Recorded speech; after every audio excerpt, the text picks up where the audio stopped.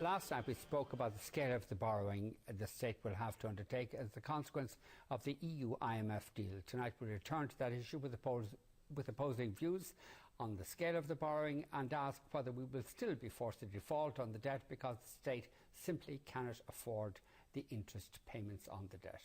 Also, we talk about the government's 4-year plan to deal with the crisis. And with us are Richard Bruton of Fine Gael, Pat Rabbitte of the Labour Party and Pat Carey, Minister for Community Equality and Gaeltacht Affairs. Later will be joined by economist Constantine Goodgave, Peter Browne, analyst with the Irish Institute of Financial Trading, Paula Clancy of Task and David Humphreys, lecturer in finance at UCC. OK, Peter, are you consoled by what the two Brians said in answer to that question? No, and the key word there was credibility. And I'd like to say a couple of things. One is on the budget, right? Even if this budget is passed, which I have my doubts it will be, there's no buy-in on this budget from the opposition. So when there's a change of government in the new year, there won't be an ownership of the budget. And if there's not an ownership of the budget, the people, right, will not psychologically accept the budget.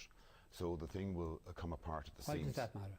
It matters because if the government that's in power did not put this budget together and does not believe it's the right course of action, the people will accept it's not the right course of action.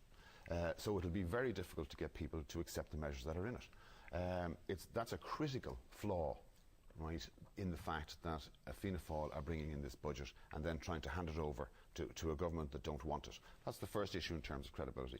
Let me say that the second issue in terms of credibility. The international markets know at this stage about the 6 billion. They still have no interest or want to lend to any Irish financial institution, and they've no interest or want to buy our bond market.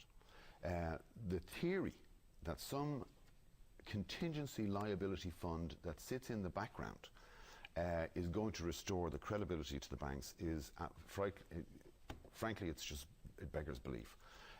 The only thing that will restore credibility in the banks is recapitalisation over and in excess of what would normally be required. A complete change in the boards. But that's what the contingency fund is supposed to do. A complete change in the boards and management of the bank, and then a weaning off of the short-term liquidity emergency funding of the tune of 165 billion, which needs to be replaced by interbank borrowing. And that is a multi-year task. Paula, on this question of bank bailout,